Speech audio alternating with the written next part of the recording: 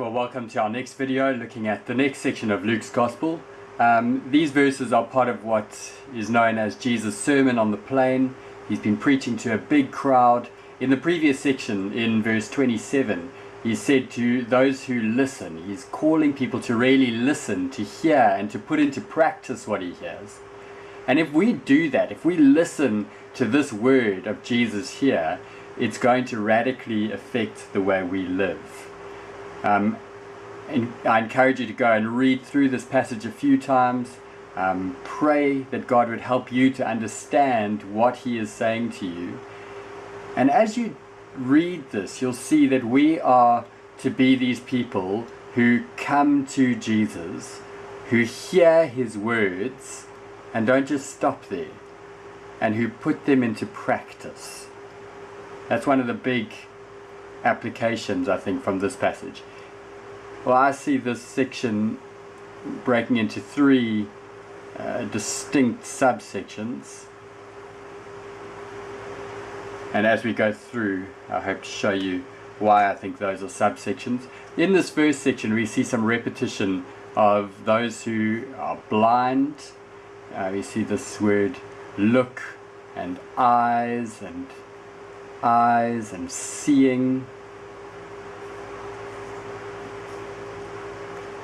Again, that type of repetition, it's not the same word being repeated here, but it's in the same group. Blind, eyes, seeing, they're all in the same group of words, the same type of words. And Jesus is focusing in on what it means. Who should we be looking at? Who should we be following?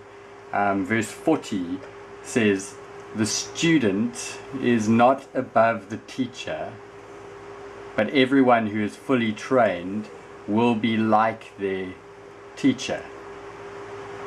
And the big implication of this first section is, be very careful who you are following. Don't follow a blind guide. Jesus has a very funny story in verse 41 to 42, where you see this guy with a plank. Kind of picture somebody with a plank in their eye. That's what Jesus wants us to picture. Saying to somebody who's just got a little speck in their eye, "Can I take that speck out of your eye?" And Jesus is pointing in this section to the Pharisees, to those teachers who were pointing out all the sins in other people, but they were failing to see the sin in themselves, the sin of pride and the sin of superiority. And Jesus is pointing at them, and he's saying to those around him, be very careful who you follow. Can the blind lead the blind? Will they not both fall into a pit? Don't follow those who are spiritually blind. And there's so many in the world around us who seem to be saying the right things. They're claiming to be spiritual guides. But Jesus is saying, be careful. Make sure that you are following somebody who knows where they're going. Ultimately, in this section, Luke wants us to be certain that Jesus is the only one who's really worth following. We're going to see that a bit later. And so the implication from this first section, make sure that you are following someone who is helping you to follow Jesus well, because he is the only one who's ultimately worth following. So that first section is focusing in on kind of seeing clearly. This next section, we see Jesus speaks about good and bad fruit, showing as an indication of good or bad hearts. And as the opposite to that, Jesus speaks about those who have evil hearts. And ultimately, the key to understanding this little section is, for the mouth speaks what the heart is full of. So our words are an indication of the state of our hearts. Our words are like the litmus test for our souls. And Jesus, if you're linking this back, he's saying, how will you know who is a blind guide and who is a true spiritual guide? Well, you need to look at their lives. You need to listen to their words very carefully. What are their words revealing about their hearts? And moving into the last section, which I think is the key section here, Jesus has spoken about seeing. Here he says he's speaking about speaking and our words, the indicator of our hearts. And then he focuses in on hearing, but hearing and doing. So Jesus speaks about hearing in this section, but he pushes it further. He says, who hears my words and puts them into practice. And then later on he speaks of those who do not put his words into practice. It is possible to hear Jesus' words, but to not do what he says. And Jesus is saying, if you do that, you are the hypocrite of verse 42. This is what hypocrisy is, to come and say, Lord, Lord, but then to not do what he says. And in this section, Jesus then speaks about two different kinds of foundations. These foundations are, what is your life being built on? Are you actually following Jesus as the true guide? If you're doing that, if you're seeing Jesus as the teacher who you desperately need to follow, that will show in your words that are spoken out of a heart that's being transformed. But that will show most clearly if you are a person who comes to Jesus and comes to him over and over again. These words here are have a continuous sense to them. You come to Jesus and keep coming. You hear his words and keep hearing, and you do them. You put them into practice and keep putting them into practice. Jesus is calling his hearers to keep coming to him, to keep hearing from him, to keep putting his words into practice. He is the ultimate teacher who we should be following.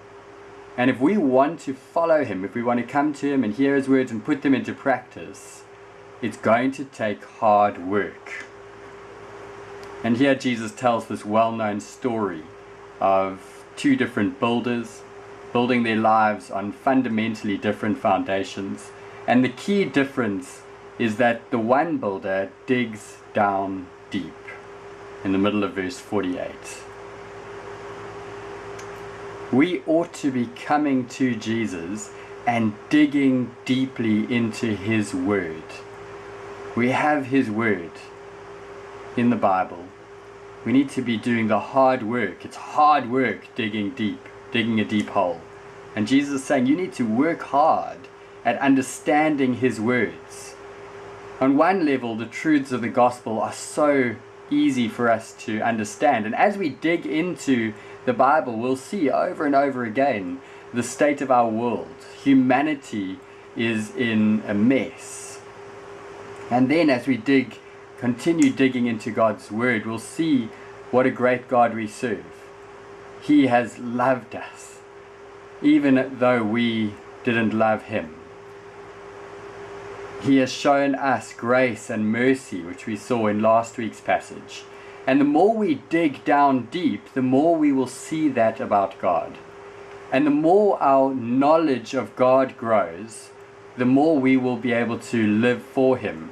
The fruit in our lives will be increasingly evident. So the big implication I take of this passage is that we need to be people who are digging deeply into God's word. We're coming to him in his word.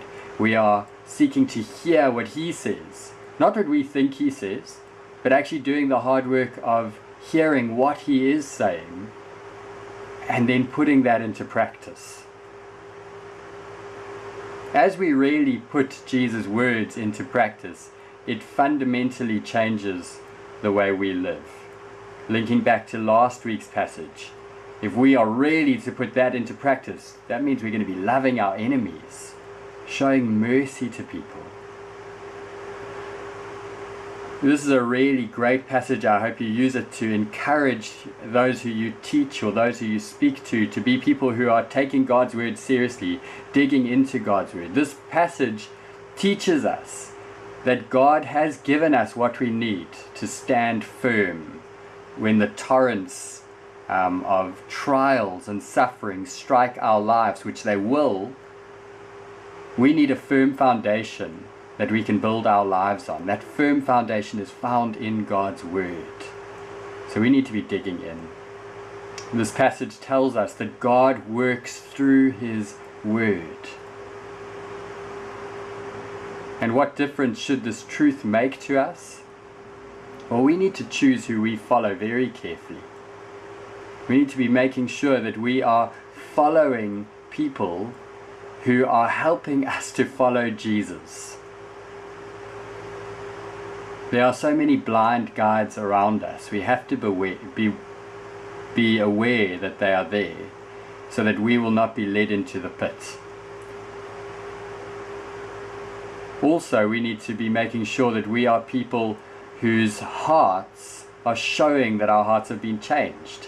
That will be ultimately heard in the words we speak. The mouth speaks what the heart is full of.